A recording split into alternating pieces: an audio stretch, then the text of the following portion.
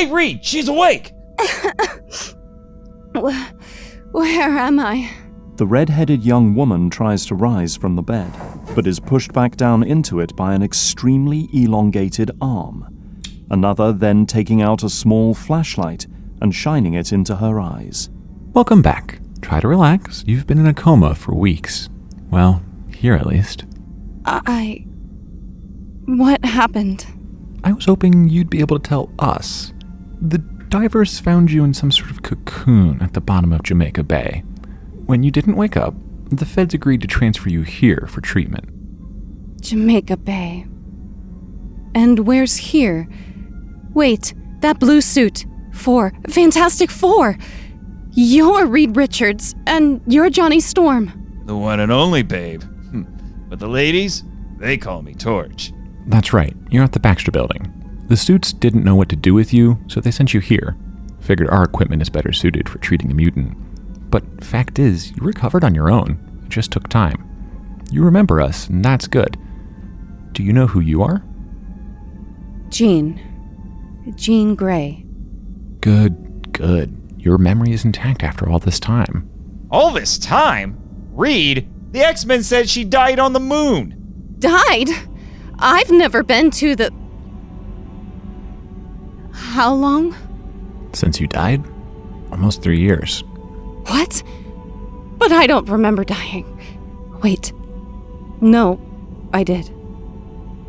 But it wasn't on the moon. I held the Sentinels back for as long as I could. Scott and Logan tried to get to me, but I had to save them. The X-Men.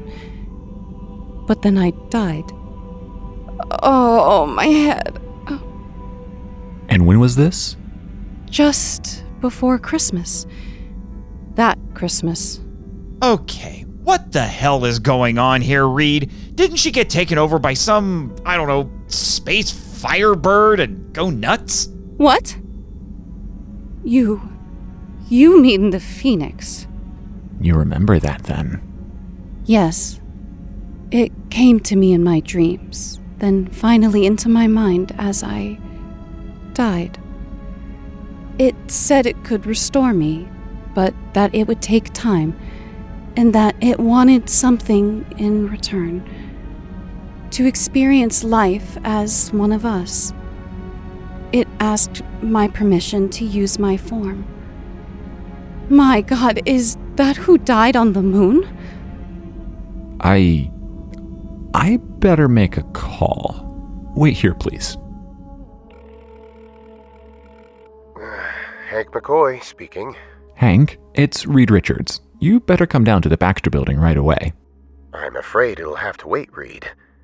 This is not a good time. My friend Warren is in the hospital in critical condition, and I... Trust me, Hank. You need to see this. See what? Jean Grey. She's alive.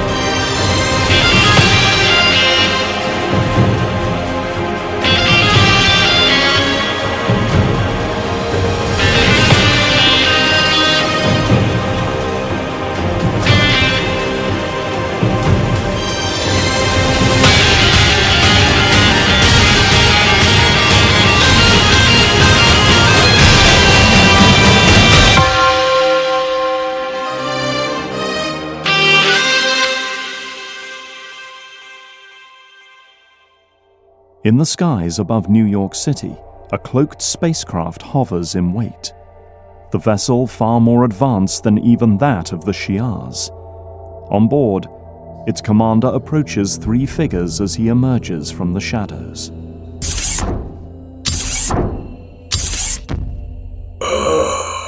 The conversion is complete. Autumn Rosen, your mutant power was once a curse. Now your ability to turn food to ash will serve you well, with thrice as much power as famine. Abraham Kiros.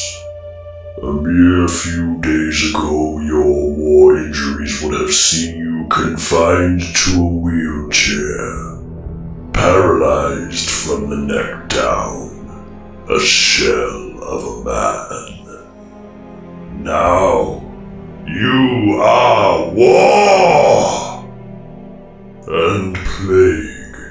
You are a frail old woman no more, but a beautiful siren who will bring devastation upon the world as pestilence. Thank you, Lord Apocalypse, for this new power. I will do what you command. We are all ready, mighty Apocalypse. Indeed. Now I can repay those brutes for what they did to the Morlocks. Oh, they will pay, pestilence. But first, we need our fourth horseman. We need death. And I know exactly where to find him. Across town, at the New York Presbyterian Hospital in central Manhattan, Warren Worthington lays face down in a hospital bed, his wings suspended above and behind him by lifts. Outside of his room stand two of his oldest friends. His family should make that decision. Perhaps, Mr. Summers, but they are not here. His father is deceased, his mother is abroad and unreachable. Mr. Worthington is passing in and out of consciousness, but when he's lucid, he's made it clear that we are not to remove them. But he'll die if you don't? If it were an arm or a leg, I would have already amputated by now, but this is a unique case. Many of my staff are refusing to even treat him, despite his wealth. Thank you, Doctor, for doing all you can. Candy. Scott turns to Warren's longtime partner, Candy Southern, for an answer. You're sure he will never fly again? Mr. Worthington's wings are beyond saving at this point, yes.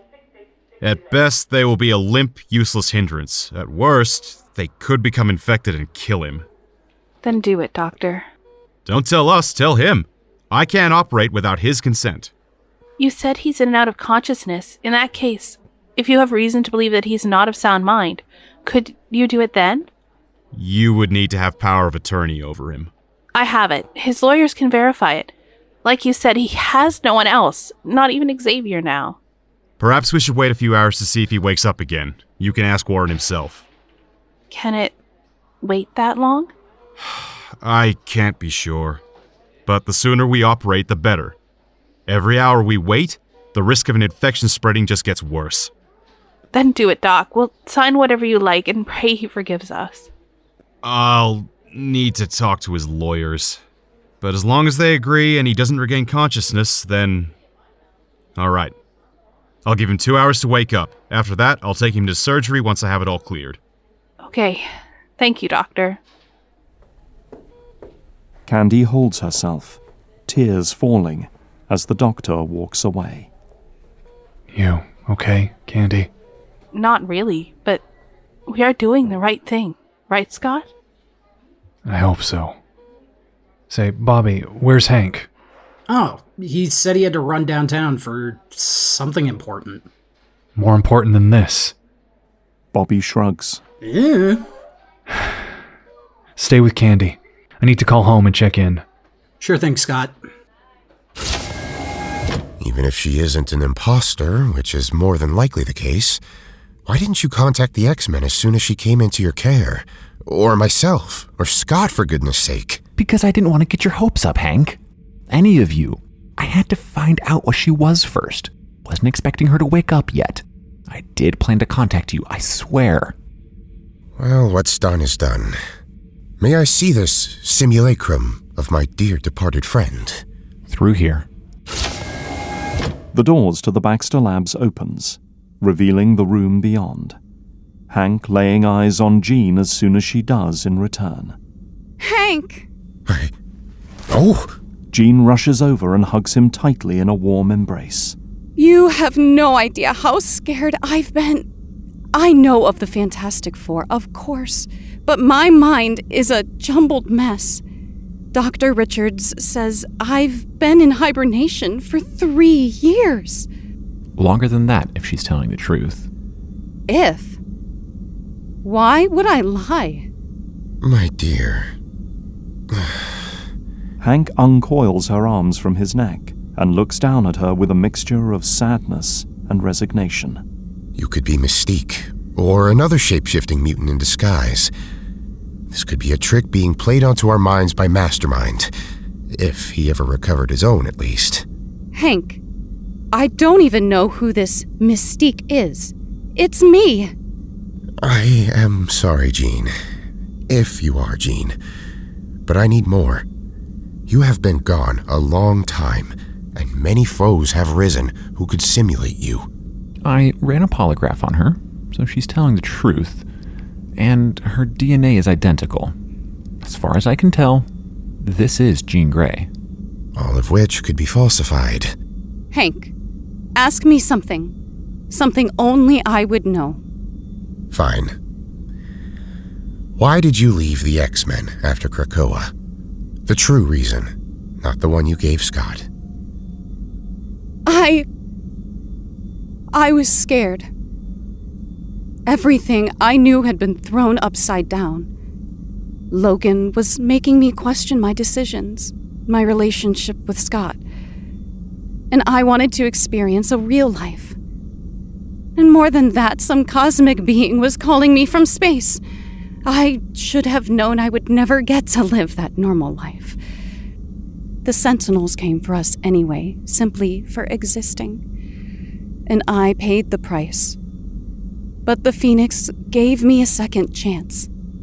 Oh my. So you're saying that the last thing you remember is fighting Lang's Sentinels? Yes. I sacrificed myself. The Phoenix saw me as a noble being because of that. I'd confirmed its choice in using me as a host. But then I died, so it healed me, and all it asked was to live as me. I didn't know what that meant. I heard it died on the moon. Yes. Oh, Jean, it is you. Or at least a perfect copy of you. Much has happened since you have been gone. Lang, was he stopped? Yes. He and many others. Tell me all that I've missed. You had, better sit down. This is going to be a lot to take in. Switched off. Why is it switched off? Scott? You okay? Maddie, she's gone. Gone? She moved out of the house yesterday.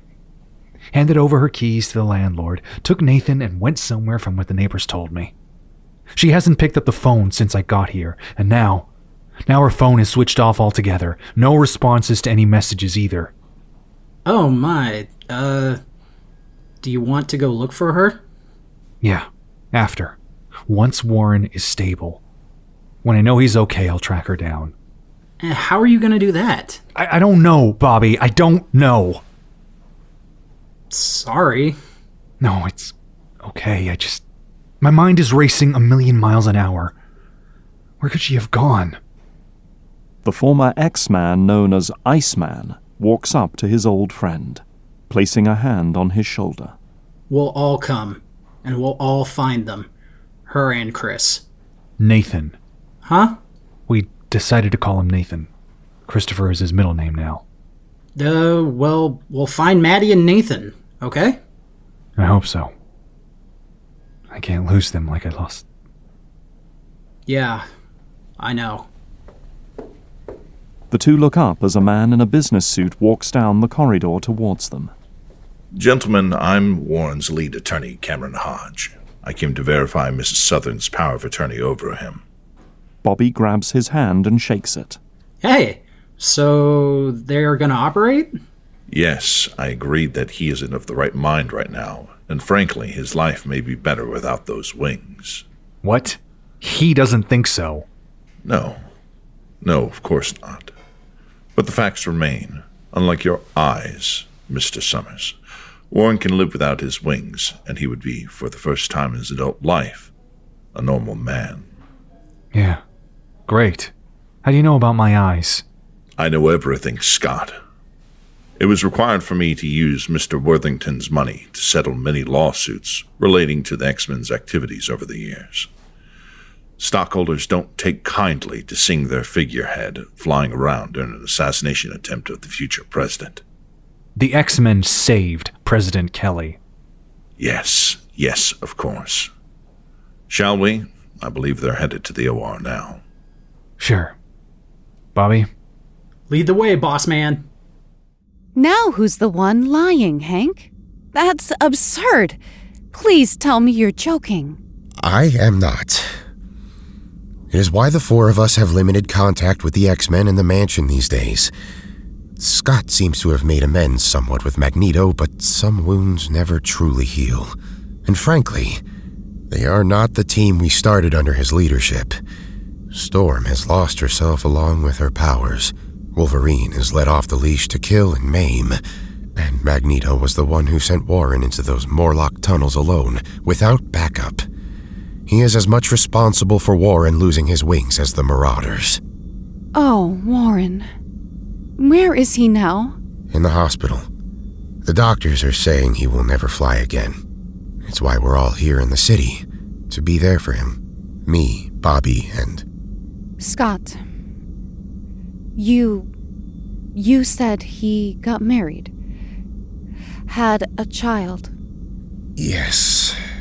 But you should know it took a great deal of time and soul-searching. He was so lost when you died.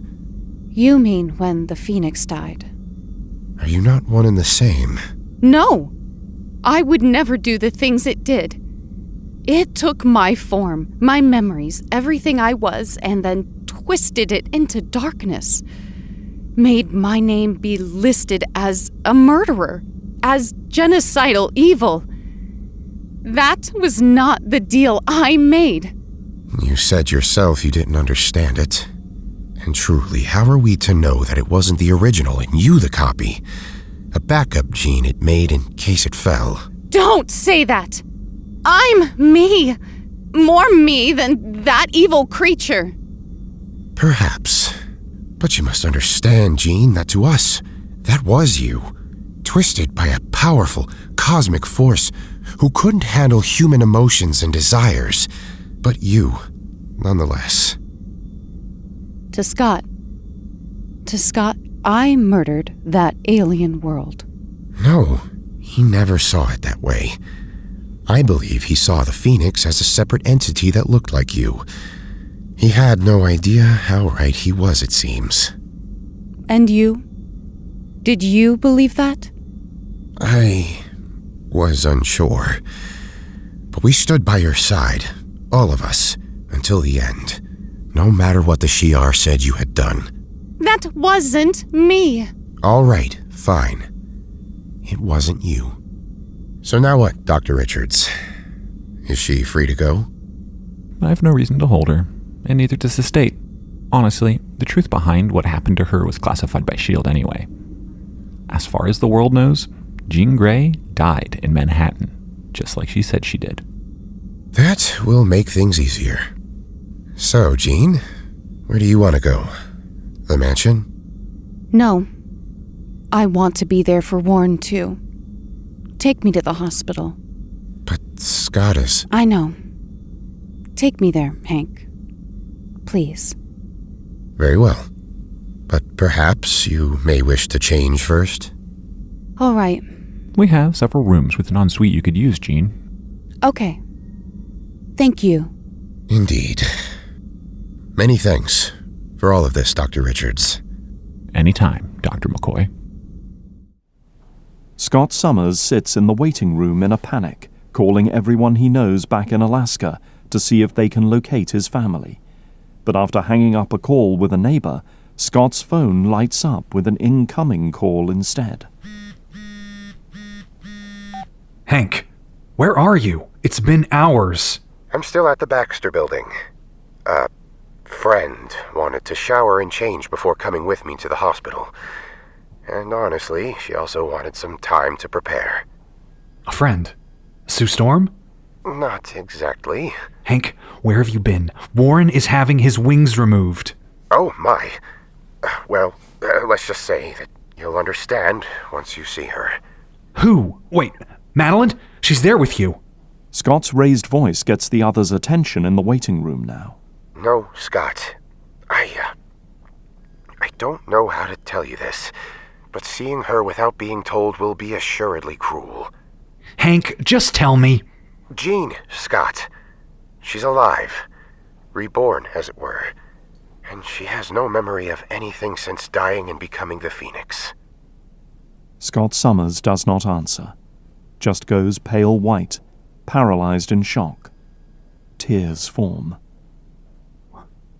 What? What are you... No, it can't be. It can't be true. It is. I too was skeptical, but you will understand when you meet her. She is indeed Jean Grey. The doctor appears from the OR, removing his mask and disposable gloves as the gathered friends of Warren Worthington stand. Scott, unable to process the call, just looks over, his face still white. I have to go. The doctor's here. Scott! Scott swallows and stands with the rest of them. Scott? You okay? How is he, Doctor? How's Warren? Alive. We have successfully removed the wings. He is no longer in danger of infection. I believe he will wake within the hour. Thank you, Doctor. You did the right thing. Yeah. Please tell Mr. Worthington that when he wakes. Shortly after, Warren is transported back to his room. There he lays on his front, bare in more ways than one, but for a bedsheet, bandages on his back. Angel, no more. A large looming figure then steps from the shadows. Warren Worthington. Maimed. Wronged. Deformed. Warren's eyes slowly flicker open at the sound of the voice, and as the world comes into focus, he now sees the figure of Apocalypse for the first time.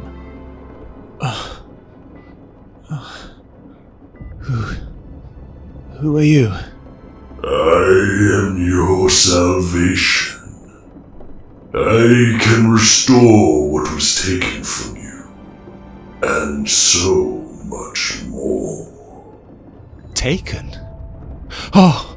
Warren reaches behind him, feeling for his wings, and panic sets in when he cannot feel them. No. No! Why? They took them. Why did they take them? I told them no so many times. Who let them do this? Lesser beings who cannot understand what it is like to soar above the clouds. You are an angel.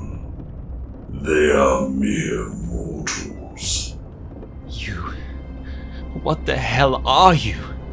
What I am does not matter. Only what I offer. If you wish to have your flight restored, seek me out. This device can contact my ship. Apocalypse places a communication device on a bedside table. or do not, and live like one of them, on the ground like an insect, never to soar again.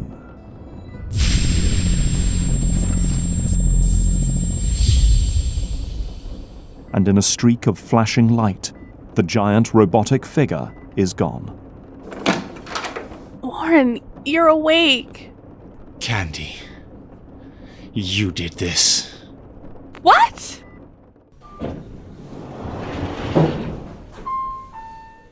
The doors to the elevator open. From them steps Jean Grey and Hank McCoy, the latter doing his best to hide himself under his wide-brimmed hat, and failing badly. Nurses gasp and run from the blue-furred man. It was nice to get away from this for a while, at least. Hank, maybe this is a mistake. Maybe I should... Jean? Oh my god. Jean!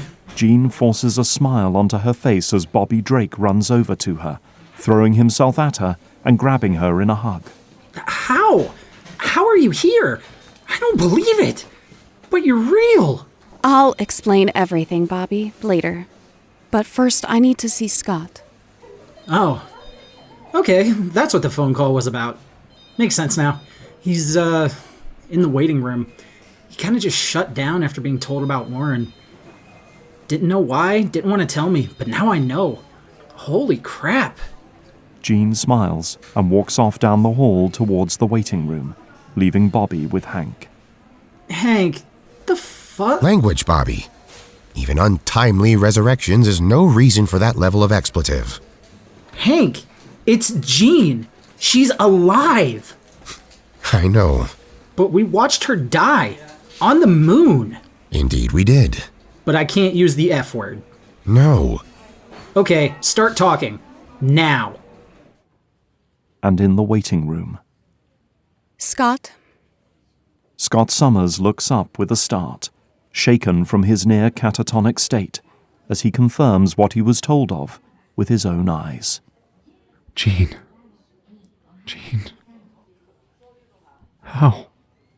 He abruptly stands. I have answers. Unbelievable ones, but the truth nonetheless. Tell me. Later, the two sit on a bench in the otherwise empty waiting room. Jean exhales and extends her hand to his. Scott retracts it. Scott, I know it's hard to believe, but I wasn't the Jean you saw die on the moon. What? The Phoenix did bring me back to life, Scott, but it couldn't do so instantly. It put me in a cocoon at the bottom of Jamaica Bay. Then, from what I understand, it copied me, used my form, my memories, everything that I was to experience life as a human. But something went wrong.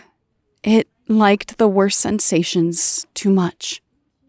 You can keep saying it, but that won't make me believe it. How else can you explain this? Explain me being here. I can't. But I guess it's just a coincidence that you return exactly the same time as Madeline vanishes. What? You think I did something to your wife? Scott, I only woke up this morning. I don't know what I think.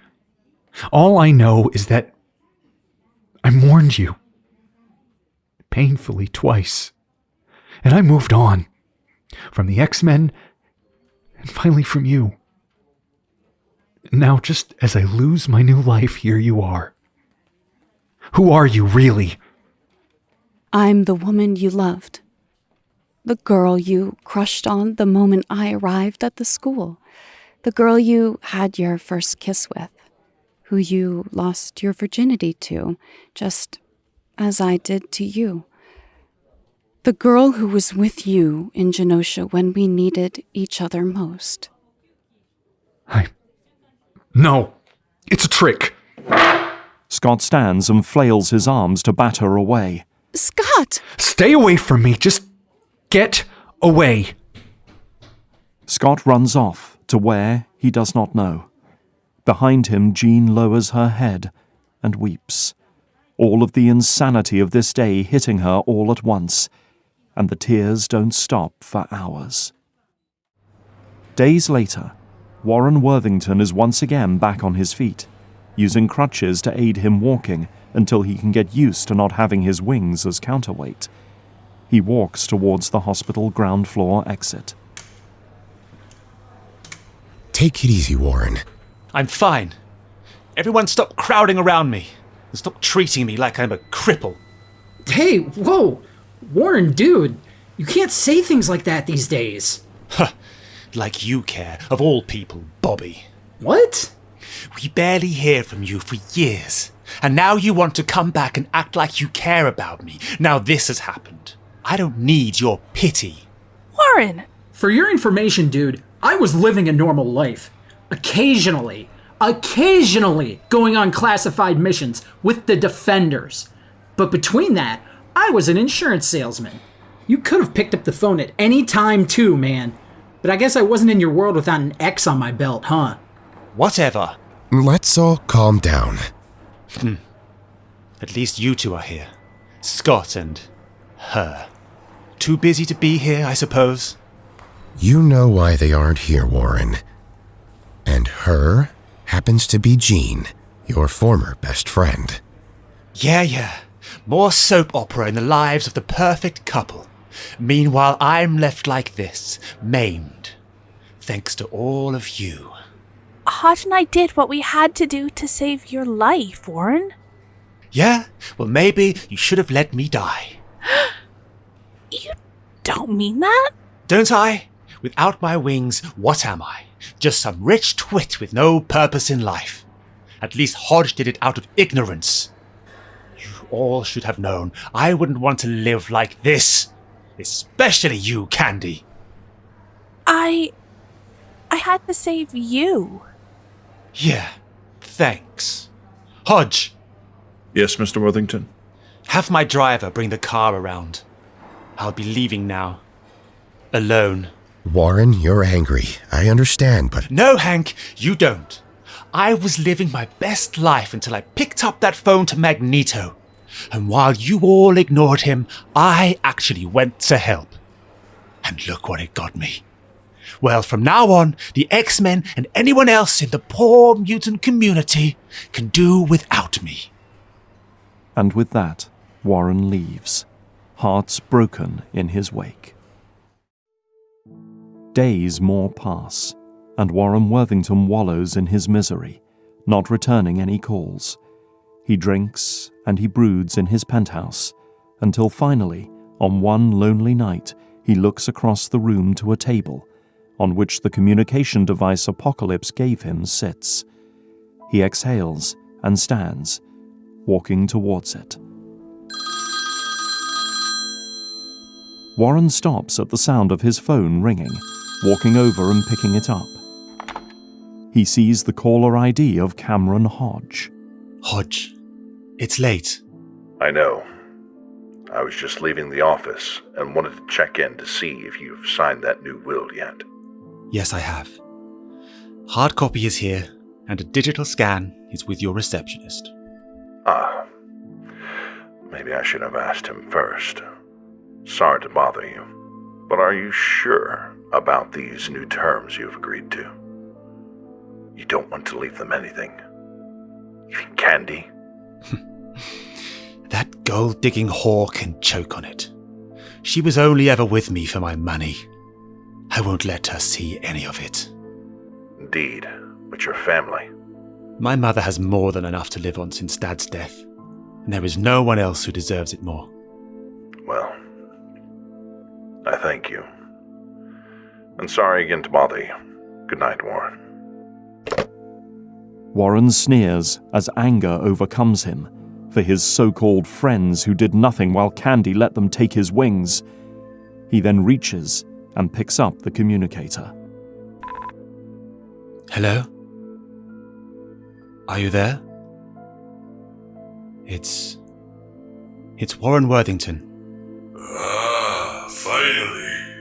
Time Time is fleeting, Mr. Worthington, and I was almost ready to rescind my offer and choose another. Let's get something straight, whoever you are. I know from the looks of you that you're bad news. But if you can help me, then I'll pay whatever you want. Money is not an issue, Warren. Come to me, and I shall make you stronger than you've ever dreamed. Come where? Warren looks up with a start towards the far French doors, opening them onto the high-rise balcony beyond to see a woman on a robotic horse. Need a ride? Apocalypse sent me. Warren swallows, thinking of once again being able to soar, and takes the pale-toned hand of the strange woman, getting on to the mechanical horse behind her and holding on for dear life as it takes to the air.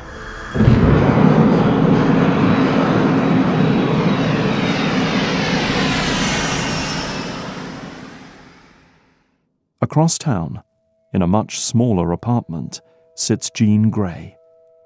The place is hopefully temporary. Her father was kind enough to pay for 6 months' rent for her to get back on her feet. The reunion with her family was emotional, full of questions and tears, but thankfully ended much better than it did with Scott. And now, thanks to friends in high places, she was once again declared alive and able to live her life, whatever that life would be. What do I do? Without the X-Men, without Scott, both defined my old life for longer than I could remember. But the world I have come back to is not the one I left. Maybe I should call the X-Men, let them know I'm alive. But with Magneto running the team, and Storm apparently not the sister I knew since losing her powers, I don't know if that place is home anymore. And besides, all the people I loved are no longer there. And then there's Warren.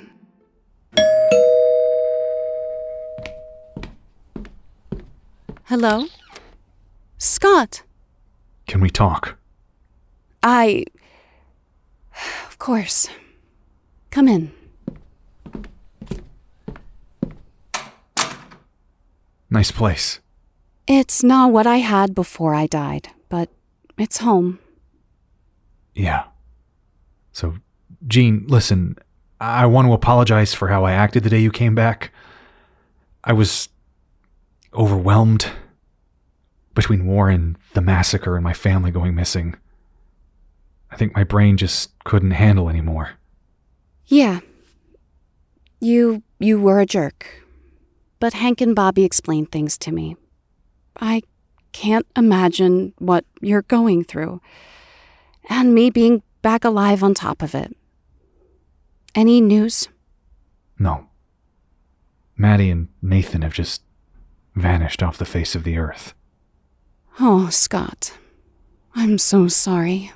Bobby, Hank, and I went looking for them. Searched half the state of Alaska and then some. But nothing. And now we get back into the city and Hodge tells us Warren went missing too. What? No one's seen him since last night. Oh no. You don't think... I don't want to speculate, we just need to find him. Have you talked to him since you got back? No. He never answered my calls or my texts. Refused to see anyone. Scott, I'm worried. I heard what he said to you guys, that he didn't want to live like this. Hank and Bobby are downstairs. I don't suppose you want to join the search party? Of course. But what about your family? It might be too late for that. I'll pick up that trail later. For now, Warren needs us here. I can't get you back and lose him. Not now. Well then, let's go. On board his ship, Apocalypse stands before his 3 horsemen, a small, evil smile on the edge of his lips as he watches the chamber beyond, a mechanical pod flashing and whirring as it works.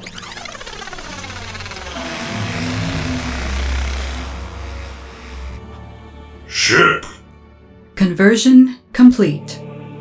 The process was a complete success. The pod opens up, smoke billowing from it. A figure soon emerges.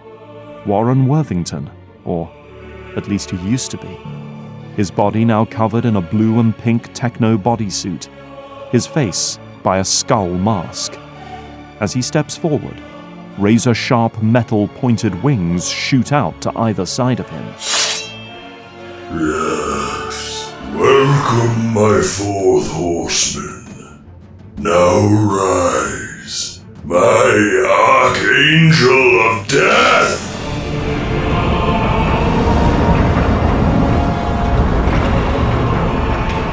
The back of the invisible ship, still parked high above Manhattan, opens up, and from the hangar bay flies out the 4 horsemen of apocalypse: pestilence, famine, and war on their robot horses. As Archangel, Death, flies above them. Go, my horsemen, and bring forth your blight upon this wretched city. Bring war, bring famine, bring pestilence!